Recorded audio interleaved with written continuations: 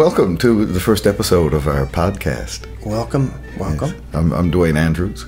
I'm Dwayne Côté.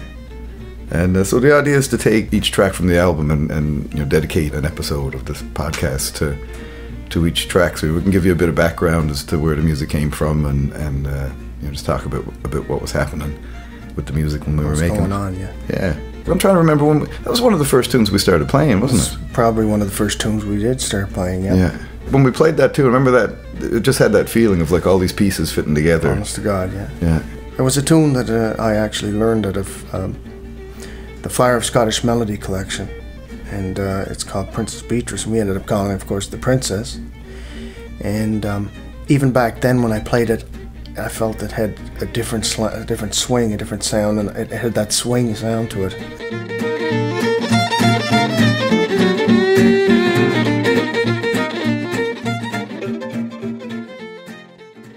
And is it a clog or a hornpipe or a... I would categorize it as a hornpipe, I would say. Yeah.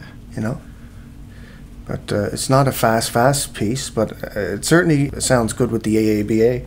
Yeah, well, that was cool. Yeah, and for people who are wondering about the way it all fits together, look, what we did was took the melody of that tune, the Princess Beatrice, and then used it as what you'd call a jazz head. So kind of like the way jazz often works is you take a melody and you play it at the beginning, then you improvise based on that melody, and then maybe you come back to the melody at the very end of your arrangement. So like the head in, you jammed, and the head out. So we used the tune as the head. But it certainly has that kind of a 1930s swing sound quality to it. Well, that's what's funny too. Which is very influenced by the European.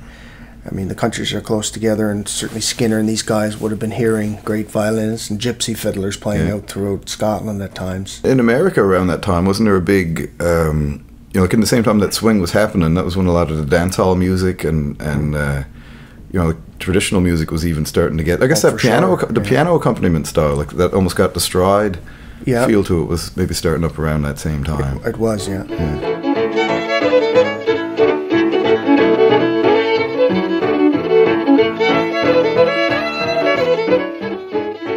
But what about even with Scotty Fitzgerald and well, of course, I mean, and Westwood Davidson had a very jazzy sound to his playing. In fact, when you would talk to him about it, he did take a couple of jazz courses, jazz guitar from this professor in Halifax, and I can't remember the guy's name, but Westwood did do. If you listen to some of the old records, he did a very jazzy sort of a And what years was that when he was feel to it? When he was kind of putting that sound to the 30s, 40s, 50s, and into the 60s, 40s, 50s, and 60s. Pardon me. They met up after the war, I think, before the war started and after the war. Then they had quite a lengthy career together, 25 years, spanning that long, 30 years together. But Westwood sort of. He was the innovator. He created that style. To me, I mean, the look of them, I mean, they had the little mustaches and the dark hair, and they were so dark complected. Well, that's cool. Even that picture you got in your house there. Sort of gypsy look to them, I guess. Definitely, influence there. And he used to play like Dark Eyes and some of those tunes. He played Dark Eyes, he played Humoresque, he played Swing, Full Such As I, and How High the Moon, and different swing tunes, because back in the 40s and 50s, after the war, in the 50s and early 60s, Winston played with, he had a band, he had Gary Bootler, who was a great musician, had a music store there. He passed away in the 90s, late 90s, I think.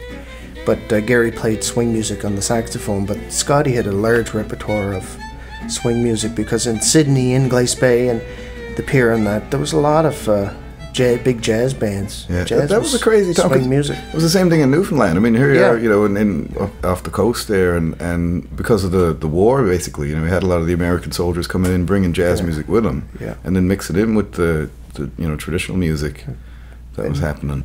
And what we did too is, if people are wondering about how to play the music, we got as part of the podcast, you can also download a transcription of the tune, the Princess Beatrice. And we got the chord chart transcribed as well, and I threw a few chord voicings in there too for people who are curious about the sound. Sure. I've been talking for a while about doing like a radio show and calling it Chuckles and Tunes. Yeah. Okay. Do you got any jokes? Oh, I do, but not for the mass public. I can't think of any right now. It's still close to Halloween. I heard two good Halloween jokes. Okay. One was a skeleton walks into a bar Okay. He says, "I'd like a drink and a map." And the other one comes from Isaac, which is what's a ghost's favorite food? I don't know. Hamburgers. Oh, that's good. That's good.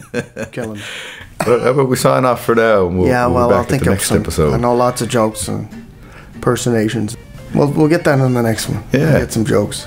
All right. Well, line up a few jokes. Till the next one.